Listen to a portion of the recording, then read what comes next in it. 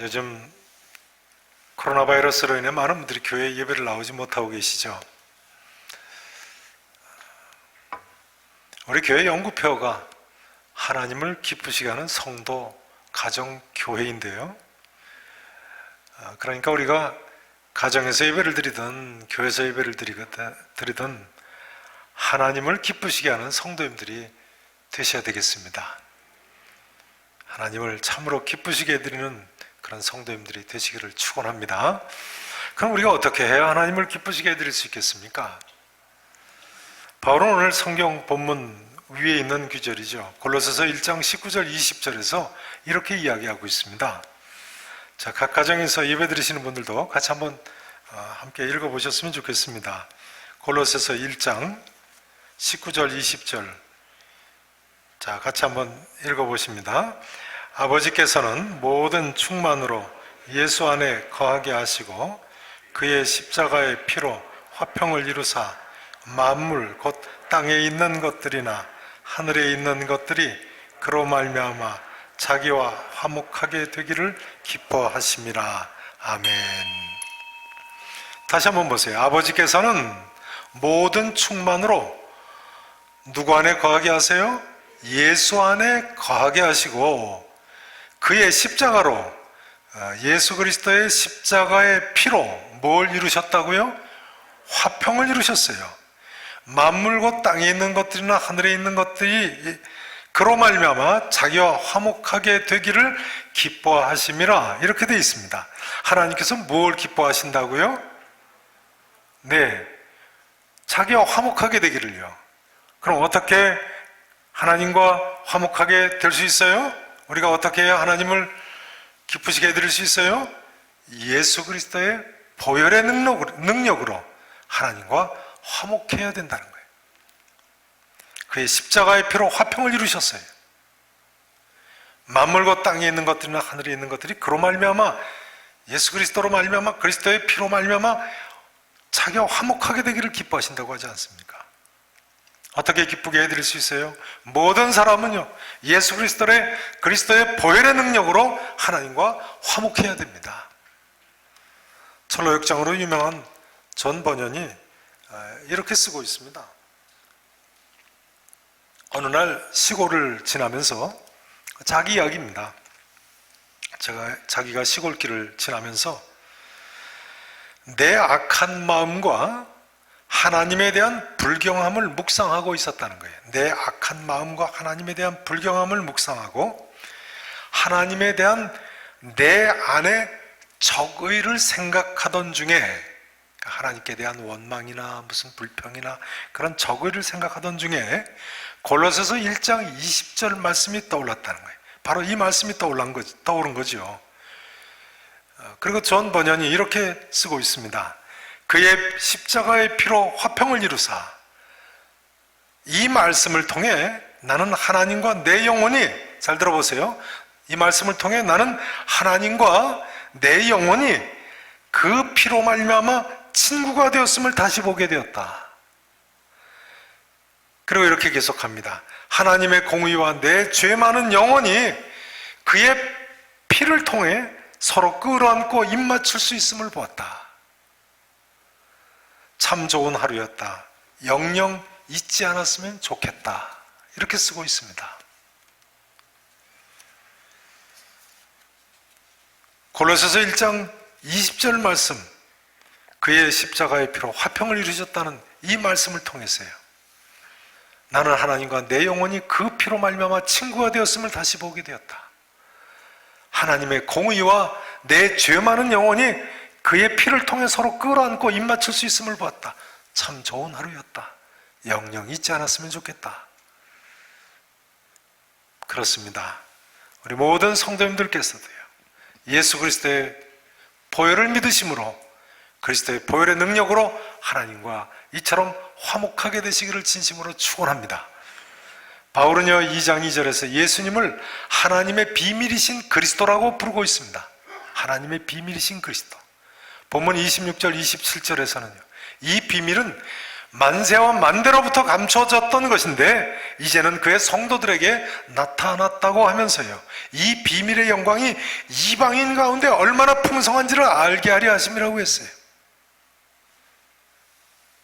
누구 가운데 풍성하게 나타났다고요?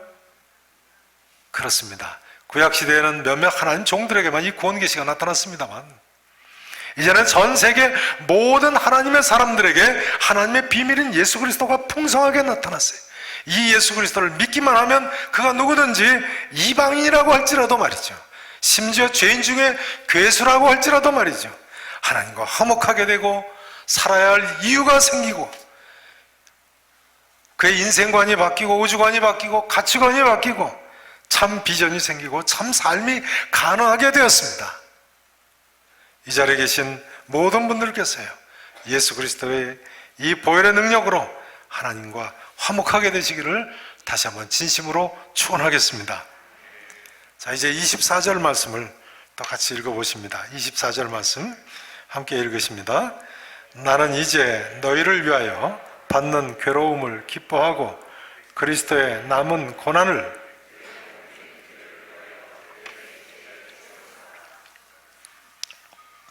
바울은 나는 그리스도의 남은 고난을 그의 몸된 교회를 위해 채우노라 고백합니다. 유명한 고백이죠. 그런데 이 말씀의 배경은요, 본문 위에 있는 18절 말씀입니다. 18절 말씀을 보세요. 자, 같이 한번 18절 같이 읽어보실까요? 함께 읽으십니다. 그는 몸인 교회의 머리시라. 그가 근본이시요 죽은 자들 가운데서 먼저 나신 이시니 이는 친히 만물의 으뜸이 되려 하심이라. 아멘. 여기 그는 그리스도죠. 예수 그리스도는 몸인 교회의 머리시라. 그러니까 예수님은 교회의 머리시고 교회는 예수님의 몸이죠. 그래서 바울이 본문 24절에서 교회를 그의 몸된 교회라고 부르고 있습니다. 그리고 25절에 보면 내가 이 교회의 일꾼이라고 하고 있습니다. 우리가 어떻게 하나님을 기쁘시게 할 것인가? 본문이 보여주고 있는 또 하나의 모습은요, 그리스도의 몸된 교회, 그 교회의 일꾼으로서 우리가 힘을 다하여 수고해야 됩니다. 그리스도의 남은 고난을 그의 몸된 교회를 위하여 내 육체에 채우노라 할 정도로요. 29절에 보면 사도 바울이 나도 내 속에서 능력으로 역사하시는 이의 역사를 따라 힘을 다하여 수고하노라 하죠. 힘을 다하여 수고하노라. 사도 바울이 그리스도의 남은 고난이라는 표현을 썼는데요, 여러분, 그리스도는요 교회의 머리이시고 교회는 그의 몸이시니까요, 몸인 교회는 지체들인 우리가 겪어야 하는 고난이 분명히 있을 것입니다. 머리가 당하는 고난을 몸 각 지체가 느끼는 것은 당연하지 않습니까? 그런데 이 그리스도의 남은 고난 한번 여쭤봐야 되겠습니다. 교회에서 특별히 누가 더 져야 하겠습니까? 누가요? 교회 일꾼들, 즉 목사, 전도사, 장로, 안수집사, 권사님들이 먼저 감당해야죠. 집사님들이 먼저 감당해야죠. 지난주일까지 우리 교회에서는 장로님 4분, 안수집사님 16분, 권사님 26분을 선출했습니다만 이분들은요 남달리 그리스도의 남은 고난에 더 동참해야 할 분들이십니다. 글쎄요, 지금 산부 예배 몇 분이나 어디서 예배를 드리신지 모르겠습니다. 이제부터 하나님께서 나한테 수고하라고 직분 주셨구나, 그렇게 생각하시기 바랍니다. 여러분, 교회 목사가 되고 장로가 되고 안수집사, 권사 되는 것이 무슨 지위가 올라가고 특권 더 누리는 것이 아닙니다. 하나님께서 남달리 그리스도의 남은 고난에 앞장서서 너 동참하라고 세우신 거예요. 그렇게 생각하시면 틀림없습니다. 바울을 보세요. 사도 바울은요 갈라디아서 4장 19절에서 심지어 너희 속에 그리스도의 형상을 이루기까지 다시 너희를 위하여 해산하는 수고를 하느니라, 그렇게까지 표현하고 있어요. 해산하는 수고를 한 번도 아니고 또다시 한다는, 그리스도의 형상이 이루기까지 즉 오늘 본문 28절 표현을 빌리자면요, 그리스도 안에서 성도들을 완전한 자로 세우기까지 수고한다는 거예요. 그따로 여러분, 우리는 그리스도 안에서 성도들을 완전한 자로 세우기까지 해산하는 수고를 힘을 다하여 감당해야 하는 사람들입니다. 물론 우리가 먼저 그리스도 안에서 완전한 자로 서야 하겠죠. 자, 이제 세 번째로 우리가 어떻게 하나님을 기쁘시게 할 것인가, 28절 말씀에 의하면 완전한 자로 서야 할 것을 알 수 있어요. 28절 말씀 같이 읽으시죠. 자, 함께 28절 읽으십니다. 우리가 그를 전파하여 각 사람을 권하고 모든 지혜로 각 사람을 가르침은 각 사람을 그리스도 안에서 완전한 자로 세우려 함이라. 어떻게 하나님을 기쁘시게 할 수 있어요? 그리스도를 머리로 하는 교회인 우리 믿는 성도들이 완전한 자로 서야 합니다. 바울이 왜 그처럼 그리스도에 남은 고난을 그의 몸된 교회를 위해 자기 육체의 체험에 그처럼 힘을 다하여 수고를 한다고 했습니까? 각 사람을 그리스도 안에서 완전한 자로 세우려고요. 이 목표를 위해서 바울은 수고하며 예수 그리스도를 전파하고 각 사람을 권하고 모든 지혜로 각 사람을 가르친다고 지금 읽으신 28절에서 고백하고 있지 않습니까? 그렇습니다. 우리가 예수 그리스도를 전파하는 목적도 각 사람을 그리스도 안에서 완전한 자로 세우려고 하는 거예요. 각 사람을 권면하는 이유도, 교회 안에서 가르치는 목적도 각 사람을 그리스도 안에서 완전한 자로 세우려 하는 거예요. 요즘 코로나19 때문에 전도도 여의치 못하고 교회 안에서 주일학교 교육도 못하고 있는데요, 여러분, 속히 우리가 마음껏 예수 그리스도를 전파하고 교회 안에서 가르칠 수 있기 위해서 기도하셔야 되겠습니다. 그러나 코로나19가 생각해 보면요, 아무리 퍼져도요, 권면은 할 수 있죠. 권면은 마음껏 만나지는 못하셔도 전화로 또 문자로 서로 돌보시고 권면하고 격려하시기 바랍니다. 지난 주간에는요, 전라북도 김제에 사시는 저희 권사님 따님이 장문의 편지를 저한테 보내셨어요. 90세가 다 되신 어머니 권사님이 신앙생활을 너무 잘하신다는 거예요. 그래서 너무 감사하다고 저한테 감사 편지를 보내셨어요. 글쎄, 올해 코로나 바이러스로 이렇게 아무데도 못 가시는 대신 성경을 읽으셨는데 6번이나 읽으셨다는 거예요. 벌써 성경을요. 그러면서 성경 말씀이 꿀맛 같다고 그러신다는 거예요. 그러시다고 너무 감사하다고 장문의 편지와 함께 김장을 한 통을 보내셨어요. 정말 오래간만에 손으로 글씨 쓴 편지를 받은 것 같아요. 요즘 편지 잘 안 쓰지 않습니까? 다 문자 보내고 카톡 보내고. 얼마나 참 좋은지 모르겠어요. 여러분, 비록 코로나19로 어려우시다고 할지라도 찾아보시면 우리가 할 것이 하나도 없는 것이 아닙니다. 밖에서는 전도 못해도 가까운 분들 전화로라도 전도하시고, 교회 학교에서 마음껏 가르치지 못해도 자녀들 분들한테 성경 말씀 댁에서 가르치시고요, 문자로라도 서로 권면하고 격려하시고 감사를 표하시고 하실 일이 있어요. 각 사람을 그리스도 안에서 완전한 자로 세우려고 한다. 22절 표현을 빌리면 거룩하고 흠없고 책망할 것이 없는 자로 그리스도 앞에 세우려 하는 것이죠. 세우려. 한번 따라서 하실까요? 거룩하고 흠없고 책망할 것이 없는 자로 그리스도 앞에 세우자. 각 사람을 그리스도 안에서 완전한 자로 세우자. 그렇습니다. 영국의 C.S. 루이스는요, 이렇게 이야기했어요. 교회는 말입니다, 사람들을 그리스도에게로 인도하여 그들을 작은 그리스도로 만드는 것 외에는 다른 존재 이유는 없다 그랬어요. 작은 그리스도로 만드는 것 외에는 교회에 다른 존재 이유가 없다는 거예요. 이렇게 쓰고 있어요. 만일 모든 교회와 성직자와 선교와 설교가 심지어 성경 그 자체까지도 이 일을 감당하지 못한다면, 그러니까 작은 그리스도로 만드는 이 일을 감당하지 못한다면 그 모든 것들은 단지 시간 낭비에 불과할 것이다. 바로 그러한 목적 때문에 하나님께서 인간이 되신 것이다 했어요. 여러분, 작은 그리스도, 그리스도 안에서 완전한 성도, 이런 삶을 사실 수 있기를 진심으로 축원하겠습니다. 거룩하고 흠없고 책망할 것이 없는 자. 자, 그것이 우리의 목표예요. 목표. 그리스 정교의 책인 성자들의 삶이라는 책에 보면요, 시오도라라는 여성도 이야기가 나옵니다.